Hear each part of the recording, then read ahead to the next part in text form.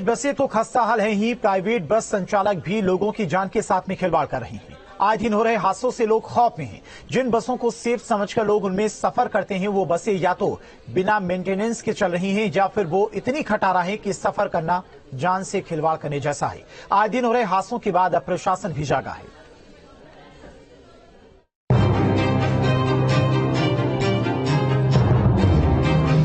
लोग अपनी सुरक्षित यात्रा के लिए बसों में सफर करते हैं। बसों में भी खासकर रोडवेज बसों को सेफ माना जाता है, लेकिन यूपी पुलिस में क्या प्राइवेट क्या रोडवेज, कमोबेश बसों की हालत ऐसी है कि लोग बेबस हैं। कहीं बसें हादसों का शिकार हो रही हैं, तो कहीं 20 सफर खराब हो जाती हैं। अब जो तस्वीर हम आपको दिखाने जा रहे हैं, उनको देखकर आपको यकीन हो जाएगा कि यूपी परिवहन निगम अपने यात्रियों का कितना ख्याल रखता है। जाड़े का सीजन है, ठंड लगातार बढ़ रही है और आपको सोनभद्र डिपो रोडवेज बसों में सफर करना है तो अपना कंबल, टोपी और स्वेटर साथ रखें, क्योंकि सर्दी में इन बसों का सफर आपकी मुश्किलें बढ़ा सकता है। सोनभद्र के रोडवेज डिपो की कई बसों में खिड़कियों के शीशे टूटे हैं या तो वो जाम है जो पूरी तरह से बंद नहीं होते, और इस तरह से यात्रियों को ठिठुरने पर विवश होना पड़ रहा है। यात्रियों का कहना है कि ठंड को देखते हुए परिवहन विभाग को अपनी बसों को दुरुस्त करना चाहिए, जिससे यात्रियों को यात्रा के दौरान ठंड न झेलनी पड़े। तो वहीं इस खामी पर डिपो के एआरएम का कहना है कि सोनभद्र डिपो की बसों में शीशे लगाकर ही भेजने का आदेश दिया गया है।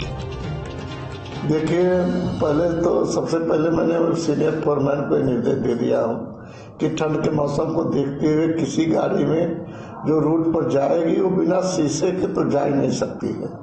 शीशा अगर नहीं है तो गाड़ी नहीं जाएगी रूट पर। उसके लिए जिन गाड़ियों में शीशा कम है, मेरे द्वारा विशेष प्रयास करके, न रही बात कहने सडन अगर रूट पर फूट गया तो उसकी बात ये नहीं करूँगा, लेकिन डिपो से अगर जा रही तो बिना शीशे नहीं जाएगी, ये मैं 100% गारंटी देता हूँ। सोनभद्र में ही शुक्रवार को बड़ा हादसा हुआ। जिले में वाराणसी शक्तिनगर हाईवे पर चौपन थाना क्षेत्र के सलखन में टायर फटने से अनियंत्रित हुई यात्रियों से भरी डबल डेकर बस डिवाइडर पार कर सड़क की दूसरी लेन में जाकर पलट गई। हादसे में बस में सवार करीब 20 से अधिक यात्री घायल हुए।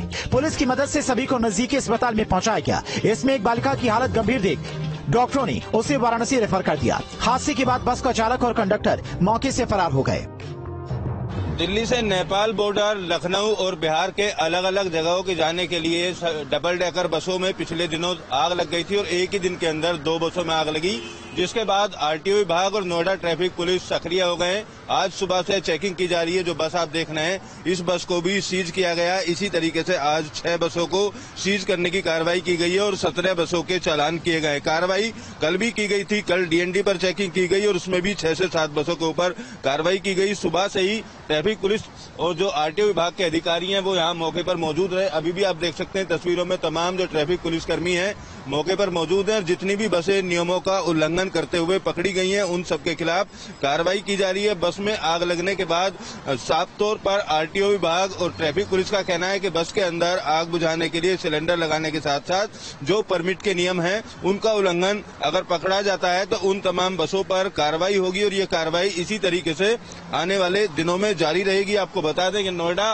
के सेक्टर 37 और दिल्ली से तमाम ऐसी डबल डेकर बसें हैं जो बिहार, लखनऊ और अलग अलग राज्यों के लिए लंबी दूरी के लिए चलती हैं, और आज से पहले भी कई बार ये बस हादसे का शिकार हुई और कई लोगों की जान तक चली गई। लिहाजा अब 2 बसों में आग लगने के बाद कार्रवाई में तेजी दिखाई दे रही है। बस हादसों पर लगाम लगाने और बसों के रखरखाव को लेकर नोएडा प्रशासन सख्त हो गया है। लंबे रूट पर चलने वाली डबल डेकर बसों के खिलाफ अभियान चलाया जा रहा है। आरटीओ विभाग और नोएडा ट्रैफिक पुलिस के अभियान में अभी तक 30 से ज्यादा बस नियमों का उल्लंघन कर चलती पाई गई। बिना परमिट अन्य कर्मियों के साथ चलने वाली बसों को सीज किया गया है। ड्राइविंग नियमों का उल्लंघन करने वालों के चालान किए गए हैं। दिल्ली से बिहार, नेपाल बॉर्डर, लखनऊ जाने वाली बसों पर कार्रवाई की गई है। अलीगढ़ में भी प्राइवेट बस के खिलाफ एक्शन लिया गया। अलीगढ़ से जयपुर जाने वाली प्राइवेट बस पर एआरटीओ ने परमिट उल्लंघन में कार्रवाई की। ये बस अवैध रूप से सवारी भरकर जयपुर के लिए चल रही थी, लेकिन सवाल ये कि पुलिस और आरटीओ विभाग की नाक के नीचे बस कैसे चल रही थी। पिछले कुछ दिनों से बस हादसों की तस्वीर सूबे के अलग अलग शहरों से आ रही हैं। कहीं बसें आग का गोला बन रही हैं, तो कहीं सड़कों पर पलट रही हैं। सवाल ये कि लोगों की जान से खिलवाड़ किया जा रहा है और प्रशासन तब जागता है जब हादसे हो जाते हैं। Team news stay.